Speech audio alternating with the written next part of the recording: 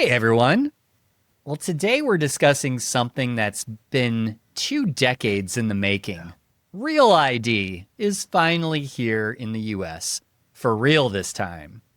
So we're discussing what you really need to fly, why your passport might still be your best bet, and how mobile IDs and apps like Google Wallet are suddenly part of TSA's plan, and how all this fits into the bigger picture of identity, surveillance, and who really benefits from this security upgrade. All right. Well, it's gonna be a wild discussion. So grab your carry-on, keep your shoes on, and let's get into it. My only question is, are we going to attempt to say real as many times as possible in this recording? I'm like, really, really, really. For real. For real. It's not really real. We can make it a drinking game. Wow, man. I just love how it's just named this is the Real ID Act, which, I mean, for those of you that don't know, this goes back to post 9/11. 2005. Is when, 2005, when this was a law that was passed at the time in the US. And it literally took 2 decades for it to finally take effect for various reasons, mainly because they were waiting on all the states to comply with this new way that these real IDs have to be formatted and all of these things. And, Well, like anything in government. and you know what's funny is I have a real ID. I've had a real ID for a while, Same. in Florida. And I'm not sure I should. And why shouldn't you, Kevin? My birth certificate doesn't match my current ID. You've now stated this on a public podcast. I've seen it in the public podcast multiple times. For the people who don't know, and I've never hidden this fact. Matter of fact, I'm quite proud of it. The day I turned 18, approximately, I went to the courthouse in South Florida and filed the paperwork to change my last name. And Yep, that's true. change my, I like how Tom says, yes, that's true. Even though, just to be clear, Tom was not there. No, I was not there back then. Let's be very clear. But I changed my name to Johnson when I turned 18. Yeah. And as far as I know, and it is possible that I did this and forgot. I've never changed my birth certificate. I have a passport in Johnson. I've been Johnson. I want to say that I got the paperwork on the 3rd of March, 1991. So I was known as my previous last name for a few days into adulthood. And so it's actually funny when I do background checks and things like that, and it says, where you're known by the other name. I always jokingly say Keith because that's my twin brother. But but I have to list my previous last name. Even now, I'm 52, right? We're talking, what is that? 34 years later. I had to carry the paperwork for the name change. I want to say it was 7 years. I had to have it in my wallet. So if I was pulled over or anything else like that. Now, if my parents had changed my name before I turned 18, I wouldn't have had to do that. But because I was doing it after I turned 18, basically, the judge approved it after I turned 18. And my understanding is my birth certificate does not match my driver's license, which is one of the reasons why when people talk about, trans people and married women who have changed their name, it's like, this is one of those cases where we impact more people than we know we impact when we make rules like that, because there are people like me who change their name, not for marriage, not for transitioning, not for, and I'm not demeaning any of those reasons. Right. This is one of those cases where I talk to a lot of people and they're like, well, yeah, but those people made that decision. Please do not think I'm saying that. And it's like, no, not everybody fits the mold you think, right? This one's an interesting one. For 20 years, various people have fought this. Our systems aren't made to handle this, whatever. This is ridiculous. This is security theater. Sorry, go on. Oh, absolutely. And honestly, it's a push, I mean, for a national ID card in a way, Without calling which it we've that. always. No, we're not calling it that because it's still dependent on the state to issue your driver's license, but it has to comply with certain requirements and the format and the star and all that stupid stuff. I think I find it more fascinating, though, that the message from the TSA is that you have to have a real ID or a U.S. passport to fly in the United States. But that's However, that is not true. There is a whole list of other identification that you can use, and that really is one of the points we want to talk about in this episode, is that a lot of people don't know this because they've been communicated from the government that you have to have a real ID or a U.S. passport. That is not true at all. You can have a permanent resident card. You can have a border crossing card. You can have a foreign government issued passport. In fact, they will accept a Canadian provisional driver's license as well. Perhaps. well, everything Because with TSA and Border Patrol and ICE and the federal government is perhaps because they can't get their head out of their ass barn. True. That's true. The reason I was saying perhaps is so there's a little interesting history in four, I think, of the Canadian provinces, including Ontario, where I am. And there was something issued called an enhanced driver's license, where it was a photo ID, but it also had more information like your nationality and stuff like that was recognized internationally. And interestingly, a couple of years ago, actually 2019 or maybe, around then, I think Ontario stopped using it because there was no demand for it and it was too expensive to actually run. Yeah, that makes sense. I have two main problems with this whole system that I think are important to talk about. I have lots of problems with anytime we create security theater because it makes somebody in Washington feel better about their self-masturbatory ways. The one issue is this goes back to the same thing with voter ID, right? This is, one of the things that I've changed my stance on over the years because of learning new things. The sheer amount of effort various governments have done, I think we can say, I think we can call Alabama that way, where they have purposely targeted making it harder for minorities to get IDs. We're not racist, but we've shut down every DMV in largely minority areas. Right? We've made it more difficult to get IDs. I did not get her permission to tell this story, but I'm going to talk about my sister. My sister's up north, and she does not have a real ID. We're talking about her flying down for the wedding, and she doesn't have a real ID because she doesn't have her marriage license, and so her driver's license has her married name on it. She does not have her marriage license, and the efforts she's done to get it have been fruitless for a variety of reasons I'm not going to get into. But here's a person who is who she says she is. Right? Like, I recognize her.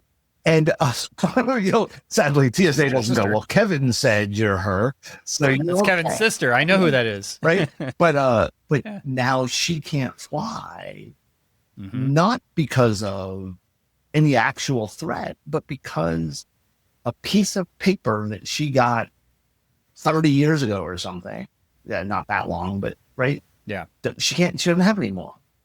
I would ask how many people who have been married longer than 5 years, let's say, still have a physical copy of their marriage license. I'll ask you, Tom, do you still have a copy of your marriage license?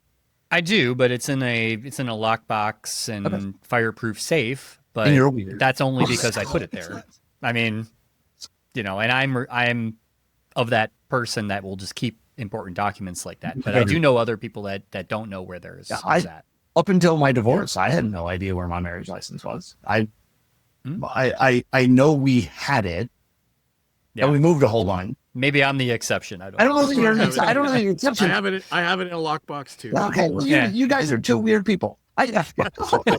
Fair. That's fair. Maybe everybody except for me and my sister have their marriage license. Maybe I'm wrong. right? But we've created, that's my first issue, is we've created these significant hurdles to overcome to do something that bluntly is a right.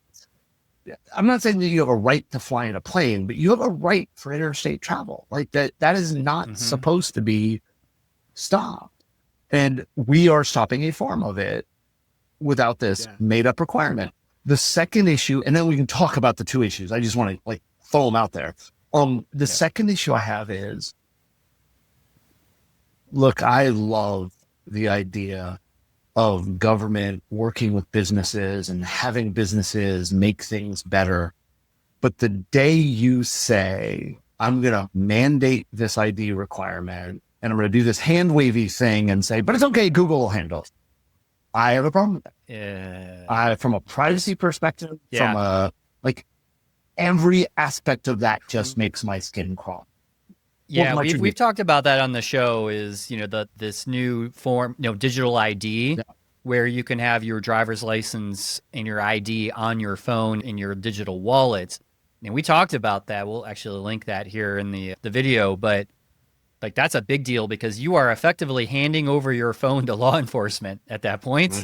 And you got to be very, very careful, because if your ID is on there and it's not separated from your phone, you could be putting yourself in a potentially dangerous situation. If your phone ever was, well, first of all, lost, stolen, compromised, asked to see by law enforcement. I mean, there's a whole host of issues. So, So, Scott, I think you had some comments from the Canadian perspective. Well, before we go to that, I will get to the Canadian perspective, but I think it's also just important to back up and say the reason that it was brought out, you sort of alluded to post 9/11. Yeah. And I think the rationale was, not that I believe it, but I think the rationale was, if there were stronger controls on issuance of some identity documentation, the hijackers wouldn't likely have been as successful. So I think that's important for people to understand what the reasoning was originally. But I agree with Kevin that, it's theater when you actually can't make it work any better than, and there are a lot of vulnerabilities as well. Right. Right. Yeah.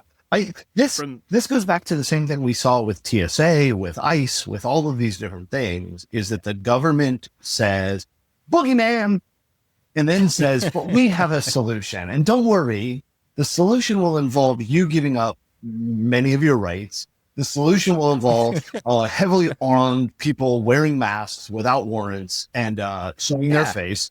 But don't worry, we won't abuse this. And did you say we won't or we will? Well, what they say is we're watching it in real time. No, I know. It's actually happening. Exactly. They're not saying we will. How many people, and look, I know, based on the comments we've gotten and everything else, people don't like it when we get political. Fuck you. But comment on this. Oh, man. Oh boy. I personally believe that the government has a reason for being that is important. And I also believe that the weak-willed fucknut people that we have and I'm talking about all of them, because you can tell me, well, the Democrats are pretty good. No, fuck them too, right? Like every single one of the people up in power right now, every single time they open their mouth and say, we're doing this to protect you, I want to know how much money they're making, what thing they're violating. No, I'm sorry. There are ways to protect the country. There's ways to protect the people. And I have not seen very many of them. I'll use an analogy. Police. I don't know about you guys. And I'd be interested to know if this is something that happens in Canada. We have here in Jacksonville and Orange Park and Duval County and all that kind of stuff. We have police cars that are stealth mode. They're not undercover police cars. Okay. They are stealth mode cars. They are paint schemes where the word police is gray on gray, or white on white.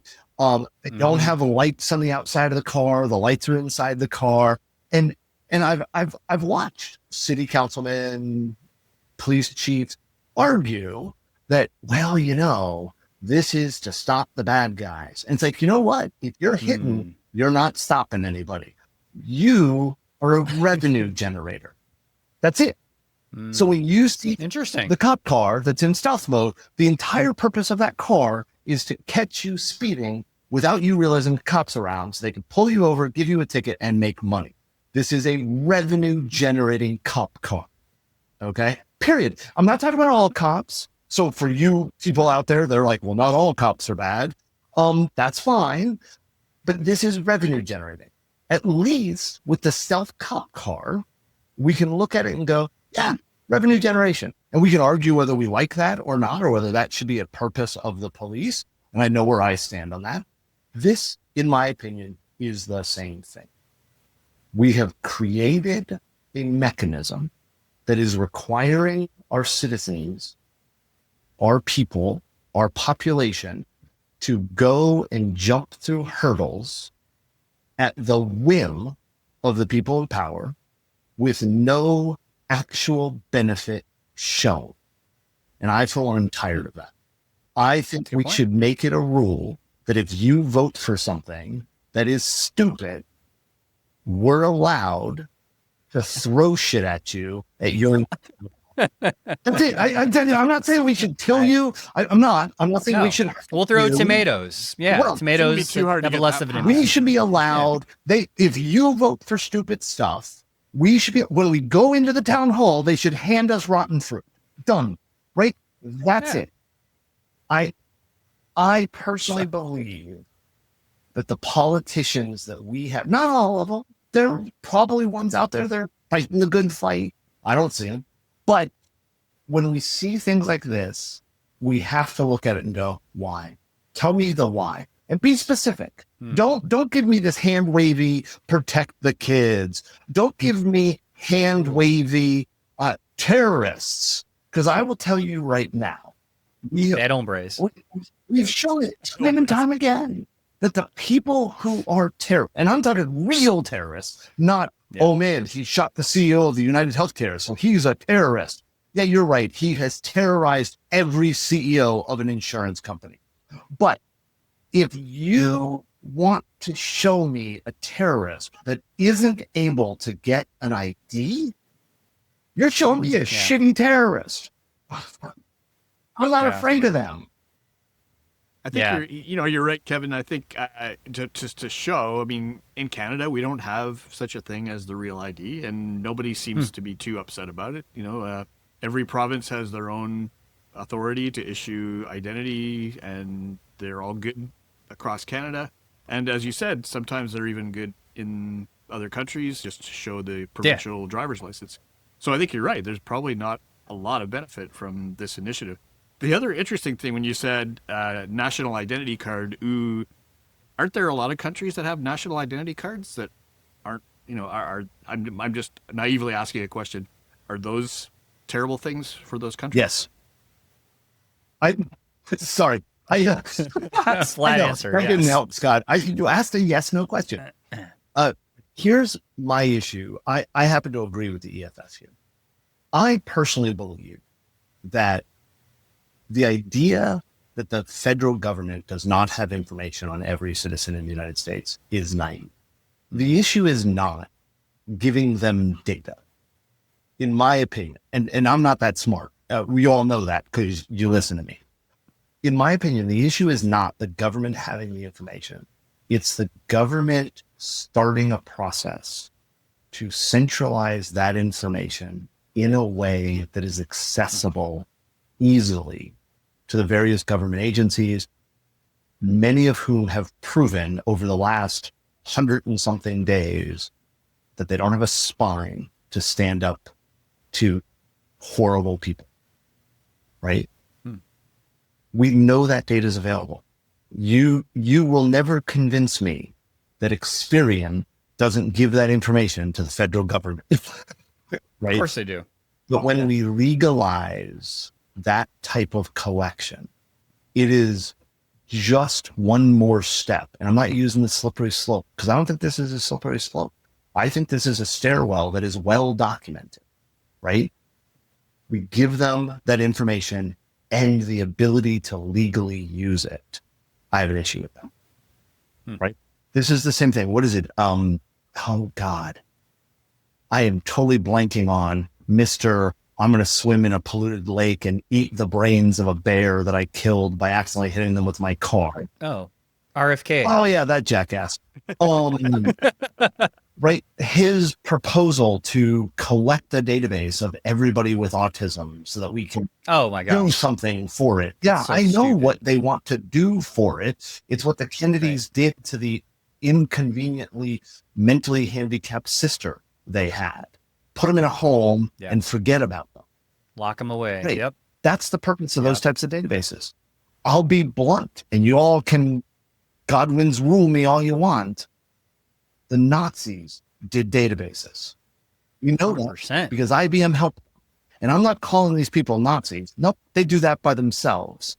I'm saying that that type of database is just helping bad people. Stop. Yeah, totally get that. I guess I'm just making the distinction between a card, like a passport. No, I agree with you. Yeah. A passport is a national identity card that everybody trusts. Yeah, and a passport, I don't know. If you've seen no issue with a passport, I want to have an ID that the federal government manages. My answer is cool. It's called my passport. Yep. Yeah. No, exactly. Don't have a problem with that. It's the back end database that we are moving them to that I have for the tracking and You're right. Absolutely. You're right. Yep. Great topic.